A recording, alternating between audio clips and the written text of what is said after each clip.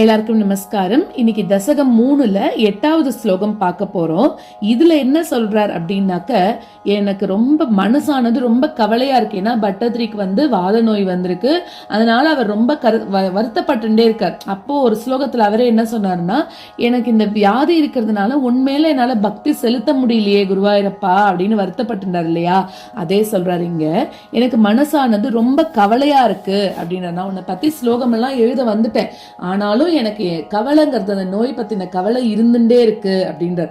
அதுக்காக நீ என்ன பண்ணணும்னா, அதை நான் மறக்கணும் அப்படின்னா உன்னோட பக்தி எனக்கு நிறைய கொடுக்கணும். அப்பதான் நான் என்ன பண்ண முடியும், உன்கிட்டயே போக்கஸ்டா இருக்க முடியும் அப்படின்னு சொல்லி கிருஷ்ணர் கிட்ட, குருவாயூரப்பன் கிட்ட பேசுறார்.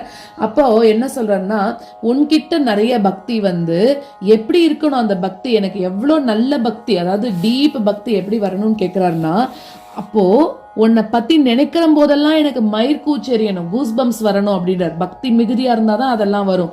அது வரணும்ன்றார். அடுத்தது உன்னை பத்தின சரித்திரங்கள், உன்னை பத்தின கதைகள் கேட்கும் போதெல்லாம் எனக்கு அப்படியே ஆட்டோமேட்டிக்கா தானால தண்ணி வரணும், கண்லேருந்து ஆனந்த கண்ணீர் வரணும்.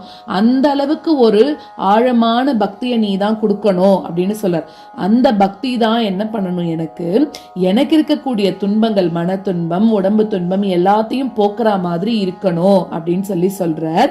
இந்த மாதிரி எனக்கு நீ பக்தி கொடுக்கணும். அது மட்டும் இல்லாம எப்பவுமே என்னோட மனசு, என்னோட கண் எல்லாம் எப்படி இருக்கணும்னா, சச்சிதானந்த வடிவா இருக்கக்கூடிய உன்னோட திருவுருவமே என்னோட கண்ணானது பார்த்துட்டே இருக்கணும், உன் கதைகளையே கேட்டு இருக்கணும்.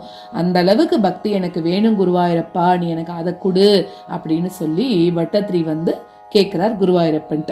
பிரபூதாதி வியாதி பிரசப சலிதே மாமக ஹ்ருதி த்வதீயம் தத்ரூபம் பரமரச சித்ரூபமுதியாத் உதஞ்சத் ரோமாஞ்சோ கலித பஹு ஹர்ஷாஸ்ரு நிவஹோ யதா விஸ்மர்யாசம் துருபசமபீடா பரிபவான்.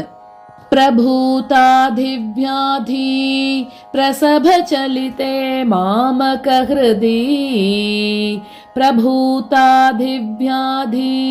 प्रसभचलिते मामकहृदि त्वदीयं तद्रूपं परमरसचिद्रूपमुदियात् त्वदीयं तद्रूपं परमरसचिद्रूपमुदियात् उदञ्चत् रोमाञ्चो गलित बहुहर्षाश्रुनिवहो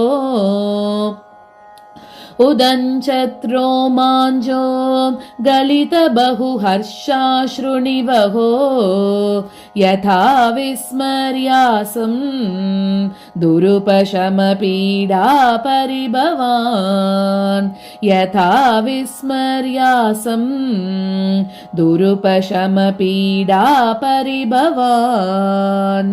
प्रभूताधिव्याधि प्रसभचलिते मामकहृदि त्वदीयं तद्रूपं परमरसचिद्रूपमुदियात् उदञ्चत् रोमाञ्चो गलित बहुहर्षाश्रुनिवहो यथा विस्मर्यासं दुरुपशमपीडा परिभवान्. प्रभूताधिव्याधि प्रसभचलिते मामकहृदि त्वदीयं तद्रूपं परमरसचिद्रूपमुदियात् उदञ्चत् रोमाञ्चो गलित बहुहर्षाश्रुनिवहो यथा विस्मर्यासं दुरुपशमपीडा परिभवान्.